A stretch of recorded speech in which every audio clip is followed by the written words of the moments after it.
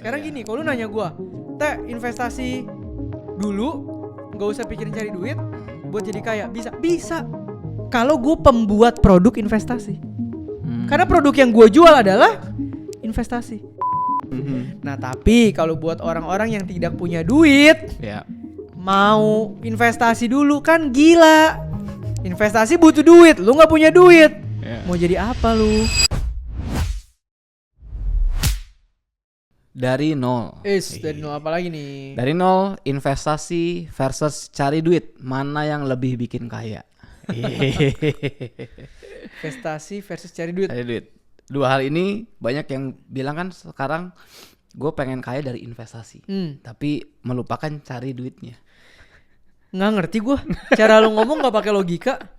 Kan gue mau kaya dari gitu, investasi. Ya, tapi cari.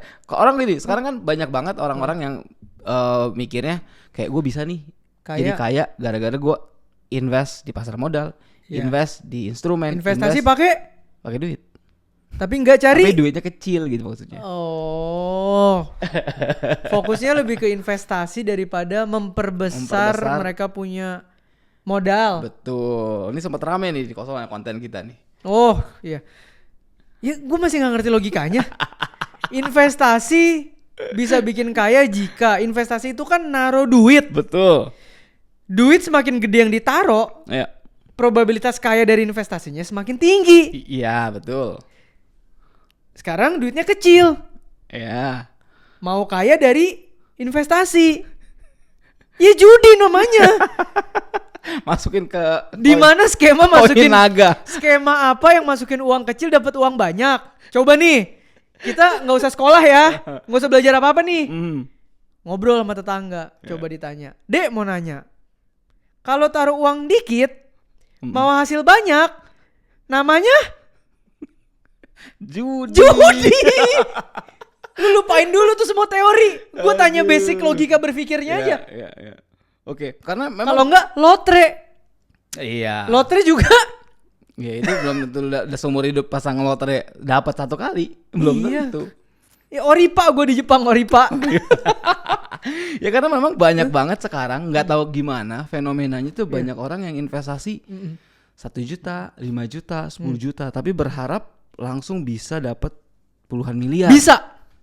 How? Bisa. How? Gampang. Kalau investasinya misalnya bentuknya koin, meme ataupun saham. Make sure yang IPO-in atau yang develop itu keluarga lu sendiri. Susah lah. Karena itu satu-satunya cara mengubah modal kecil jadi besar pakai modal kecil dari orang lain yang berharap jadi besar di tempat lu. Oke. Tapi kan buat dapetin kesana kan gak semua orang bisa. Enggak, tapi kan kita bisa nih. Sekarang gini, kalau lu nanya gua, investasi dulu, gak usah pikirin cari duit buat jadi kaya. Bisa. Kalau gue pembuat produk investasi. Karena produk yang gue jual adalah investasi. Misalnya, gue bikin Theo Coin, kredibilitas gue tinggi. Buat gue resikonya kecil. Modalnya kecil. Betul. Ngumpulin duitnya, duit siapa? Lu orang. Resikonya di gue kecil nggak? Kecil. Lu orang resikonya? Gede. Tapi buat gue nih, kacamata gue kecil.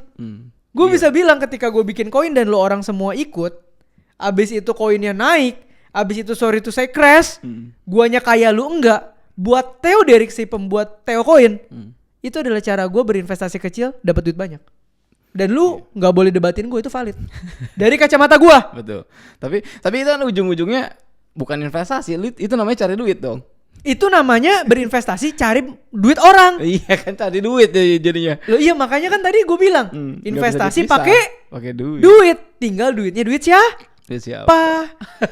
Bisa juga gue misalnya punya papa mama kaya, terus gue bilang gue nggak fokus kerja, gue fokus investasi. Ya iya. Duitnya sudah ada di sana. Tinggal diinvestasikan. Nah tapi kalau buat orang-orang yang tidak punya duit, mau investasi dulu kan gila. Investasi butuh duit, lu nggak punya duit, mau jadi apa lu? Nah oke, berarti urutan yang benar harusnya memang cari duit. Urutan yang benar gini, mau susah mau kaya, cari duit. Dari pekerjaan, dari orang tua, dari bisnis, dari orang lain, terserah lu. Itu cari Duitnya setelah dikelola jadi uang dingin, punya buffer resiko, diinvestasikan untuk menghasilkan uang lagi, tapi di sini ada resiko. Tapi semuanya cari duit. Even dulu ketemu anak orang kaya yang ngomong dia kagak kerja sama sekali dan fokus investasi, dia pun cari duit bapaknya. Minta papa ya. Iya.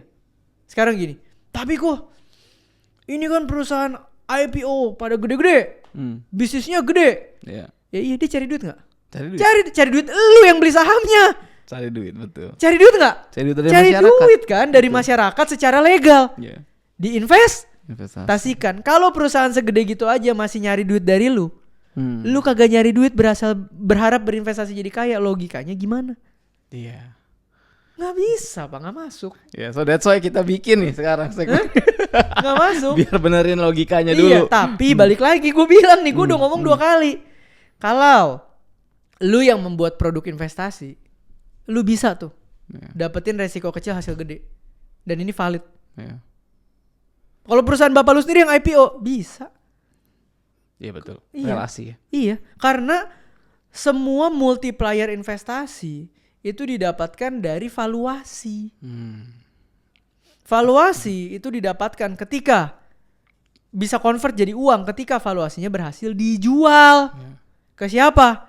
Company lain yang akuisisi, pemerintah, government, kan demand masyarakat ya, publik masyarakat.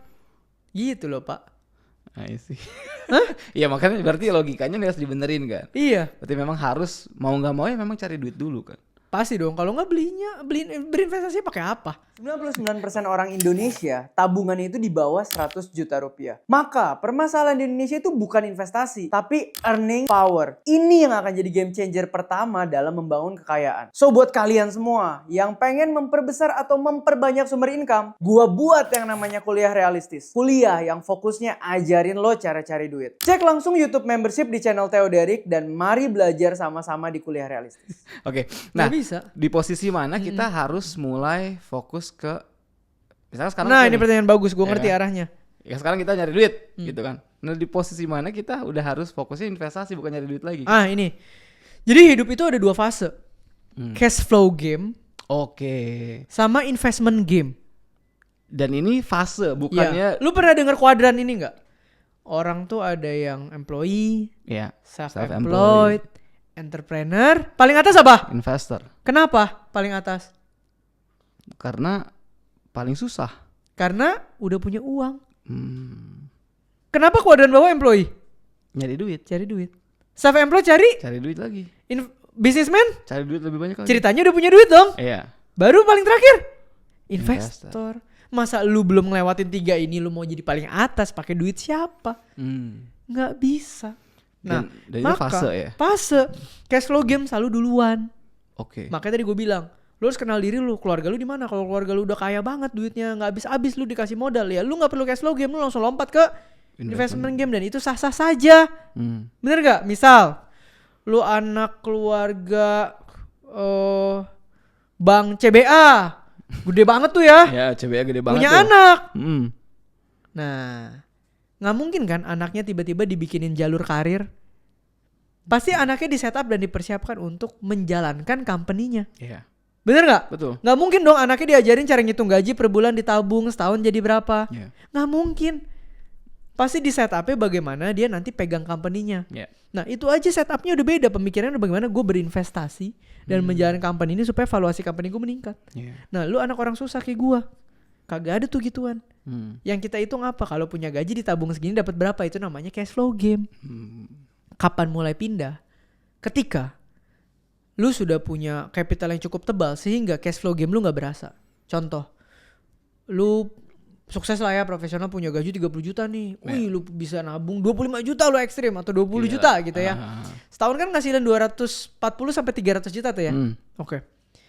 Nah, di sini investment lu setahun bisa ngasilin berapa? Kalau lu punya gaji 30 juta, lu bisa nabung setahun tambah kaya 200 sampai 300 juta dari gaji. Investment lu modalnya baru 300 juta. Ya pasti fokusnya di cash flow game. Kenapa? 300 juta untuk hasilin 300 juta harus dapat 100%.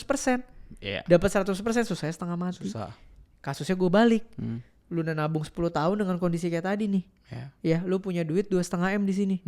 Ya. Anggap gaji lu gak naik-naik dulu ya. Iya, tapi tabungan lu tetap tuh segitu ya. Lu sekarang per tahun bisa ngasilin 200-300 juta kan dari nabung setahun. Ini investment 2,5 M, 10% udah 250 juta. Udah mulai imbang nih. Artinya apa? Kalau di sini lu tetap, di sini lu bagus, 3 tahun aja ini double.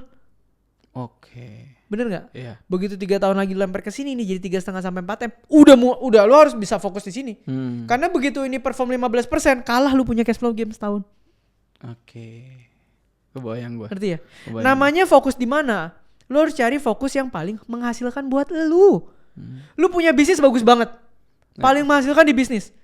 Lu bisa tetap kaya banget tanpa nyentuh instrumen investasi sama sekali. Jadi cash flow game. Cash flow game. Iya realistis aja. Kalau cash flow game lu bagus terus. Nah, kenapa orang cash flow game bagus tetap investasi? Karena diversifikasi resiko. Usia kita makin tua kita butuh passive income. Kan begitu. Fokuslah di tempat yang lu paling menghasilkan.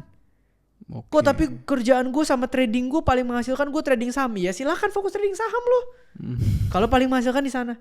Jangan lu paling menghasilkan di pekerjaan, tapi karena lu capek dan stres di sini, lu dapat hasil momentum 1-2 kali doang bagus di sini. Fokusnya lu pindahin. Ini lu hancur. Ntar ini hancur juga. Kenapa? Sorry tuh saya teman-teman. Sejago apapun lu bisa lawan Selat Hormuz enggak? Balik lagi ke situ ya. Lu mau bilang eksternal. Tapi gue jago banget kok, gue pakai AI. Gue melihat semua data perusahaan. Lu bisa lawan tweetnya Trump nggak? Satu negara kita aja mungkin ditarik dari Desember ke sini minusnya udah mau 20% kali ya SG. Betul. Lu berharap apa? Oke kok market lagi jelek nggak apa-apa. Market lagi jelek itu udah di Januari akhir. Sekarang bulan apa? Mei. Udah mau 4-5 bulan. Pertanyaannya market lagi jelek, kalau lu gak trading gak makan, lu bisa makan gak? Itu dia.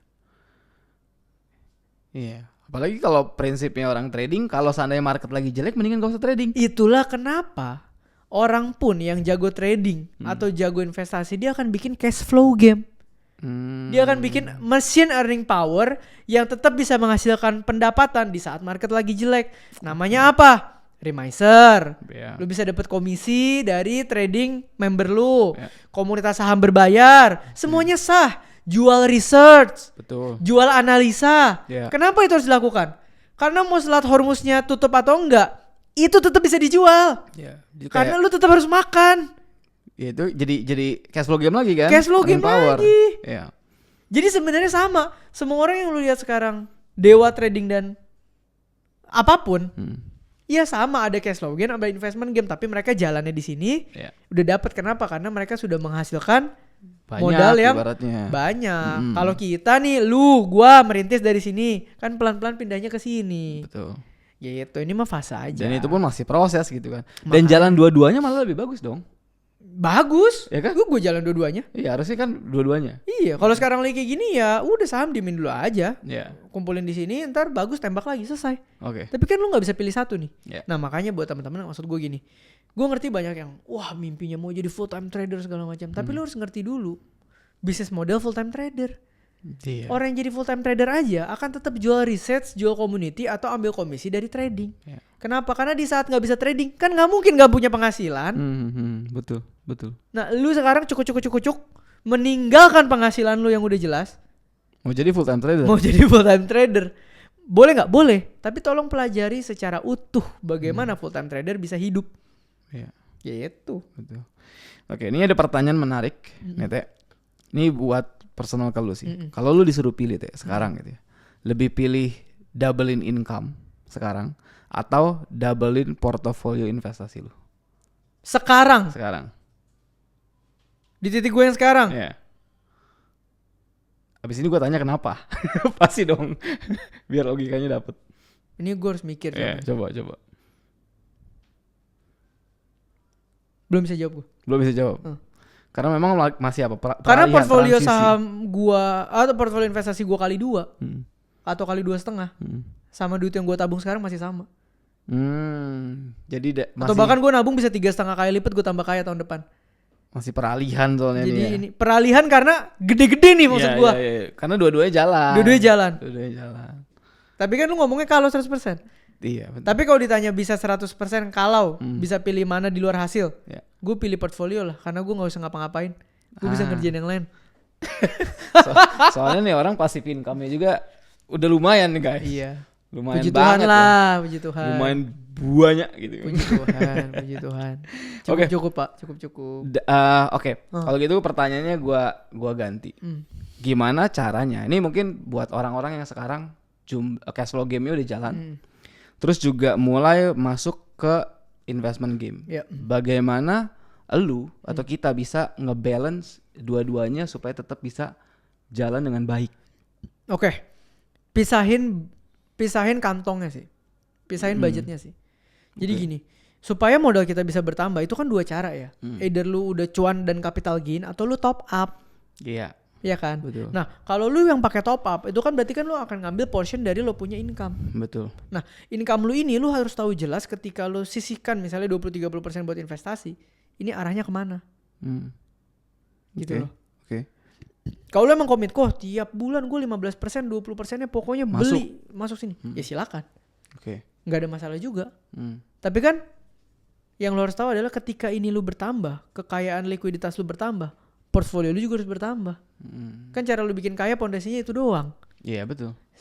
Ketika ini udah nambah, baru sisa bersih dan nganggurnya lu mau pakai buat beli apa? Jangan dibalik.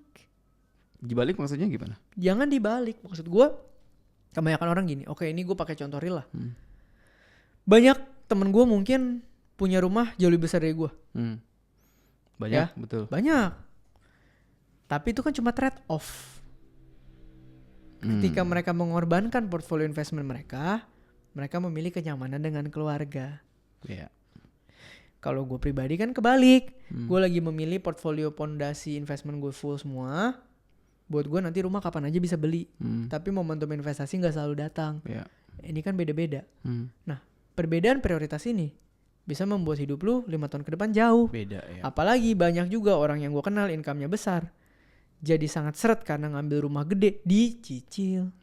Sehingga cicilannya bisa 40-50%. Bahkan lebih dari itu untuk income mereka. Nah makanya bayangin kalau setengah penghasilan lu per bulan kepotong buat itu. Ya berarti kan lu lagi membuat diri lu terhambat tambah kaya di portfolio investasi. Tapi balik lagi ini kan bebas pilihan ya. Gue gak bilang siapa benar siapa salah. Betul. Cuman yang penting kantongnya dipisahin. Cuman bagaimana lu mengatur itu udah personalize. Gue gak bisa. Udah urusan masing-masing gitu ya. Karena balik lagi pemilihan prioritas. Iya. Gimana kalau orang ngomong balik ke gue? Kalau minggu depan lu mati gimana kok? Percuma lu portfolio investment bisa beli rumah gede tapi lu nggak beli rumah gede misalnya. Iya. Belum nikmatin ini kan beda-beda. Iya betul. Kalau gue ya priority. Iya. Gitu loh ya, gue tidak bisa bilang rumah gue sekarang gak layak juga lah. Happy bagus juga, lah. Bagus lah. Bahkan itu gue dulu mimpi aja nggak kebayang bisa beli gitu ya, nyaman. Tapi kan balik lagi kalau ngikutin gaya hidup dan apa kan nggak ada habisnya nih. Iya. Gitu. Oke. Ini pertanyaan terakhir loh gitu. Pertanyaan terakhir. Ini buat beberapa mungkin buat gue juga kadang-kadang. Gimana caranya? Kita kan sekarang ya puji Tuhan cash flow game jalan, investment jalan.